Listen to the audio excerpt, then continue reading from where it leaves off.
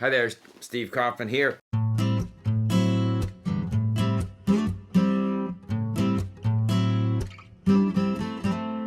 Today I'm going to continue on this whole subject of exploring the cultures and the histories of the people and the language group that we're studying.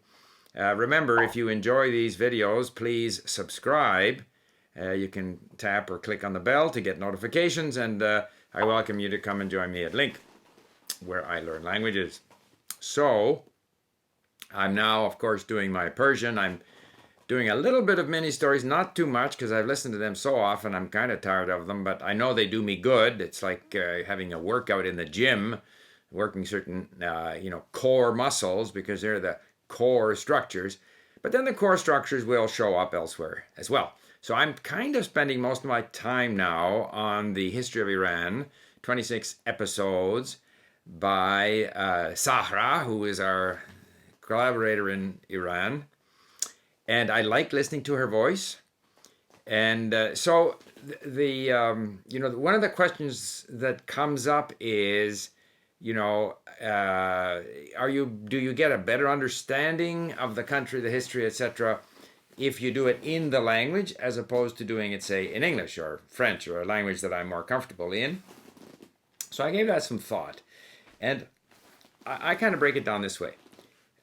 It's always easier for me to read in English and than in most languages, possibly with the exception of French, which I can read quite comfortably, and Spanish. I mean, those are easy to read. Anytime you're in a different writing system like Japanese, Chinese, Russian, it's just a little more difficult because you haven't read as many millions and millions of words in those writing systems as you have in your most familiar writing system.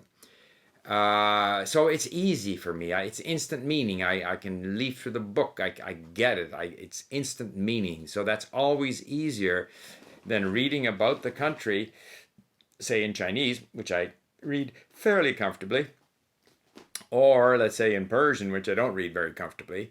It's easier to read in English. But what I've found is if you can listen to an audiobook about the history, and I have done this, even historical novels like I Promessi Sposi in Italian, I like these. But listening to the history of Russia, the history of Ukraine, the history of Poland, I've listened to in Polish. Now hearing the history of Iran, fortunately, sort of simplified for me because Sahra has produced this wonderful series with audio and text and circling questions, so it's digestible, but still, it's the fact that I'm connecting. There is resonance there. I am connecting with the country, the history, the language, and that it gives me a level of depth, of sort of resonance that I don't get in the book. If I'm looking for information, I want to find out what happened.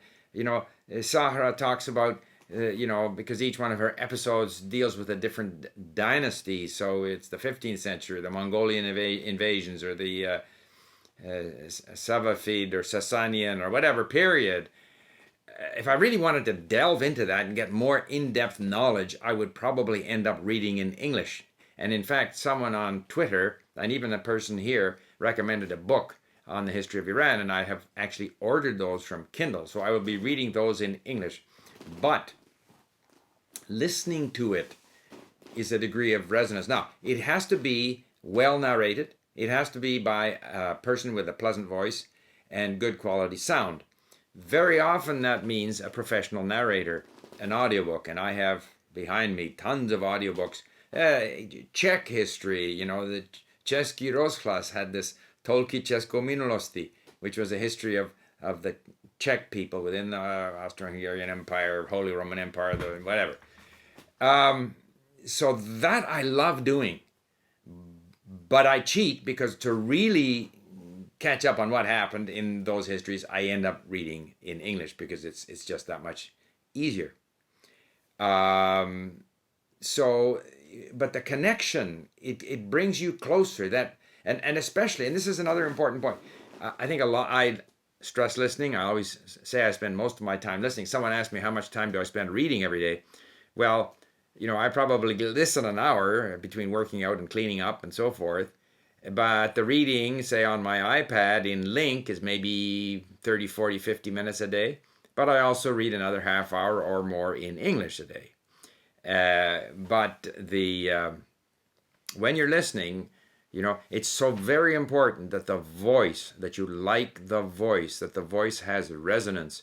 I still remember some of the books I listened to, say Ukrainian history. I can't even remember the professor's name, but he had a wonderful there was a certain, whether it was the intonation or the voice, it was pleasing. And so it's very important. And that's where very often the audio that accompanies texts, teaching, whatever it might be, even Persian or Japanese, English, French, if there is no resonance, if it's not pleasant to listen to, then it's, that kind of defeats the purpose. So, in a way, reading is for information. Reading is to find out more about the culture, the history, and so forth. And the listening is for the connection, the resonance, the emotion that ties you to the language and gives you that sense that you're sort of participating. So I hope that explains it.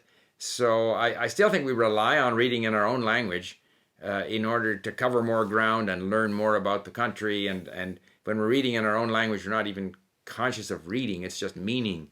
Whenever you're reading in a foreign language, you're sort of, to some extent, you're subvocalizing, you're kind of parsing, you're looking up words. It just takes much, much longer.